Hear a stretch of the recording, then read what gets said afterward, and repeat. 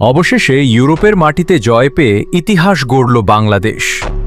তপু বর্মনের অসাধারণ 2 গোলে প্রথমবারের মতো ইউরোপে খেলে জয়ের স্বাদ পেল লাল সবুজের প্রতিনিধিরা। যেখানে স্ট্রাইকাররা একের পর এক সুযোগ নষ্ট করছিল, সেখানে ডিফেন্ডার তপু বর্মনই 2টি দুর্দান্ত হেডে 2 গোলই গোল করে ম্যাচের নায়ক হয়ে গেলেন। এক কথায় তপুর পারফরম্যান্স ছিল অসাধারণ। আর গোলপোস্টের নিচে মিতুল মার্মাও ছিলেন দুর্দান্ত। তার পারফরম্যান্স দেখে অনেকেই হয়তো জিকোকে মিস করছিলেন। তবে ম্যাচের শেষ মুহূর্তে যখন জয় প্রায় নিশ্চিত, হঠাৎ মিতুলের হাত থেকে বল ছুটে যায়। সেই মুহূর্তে যেন সবার হৃদস্পন্দন বেড়ে গিয়েছিল।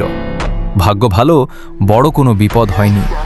সব মিলিয়ে বাংলাদেশের প্রায় সবাই ভালো পারফরম্যান্স করেছে। আর টমাস ডুলির অধীনে প্রথম ম্যাচেই দেখা গেল ইতিবাচক কিছু ইঙ্গিত।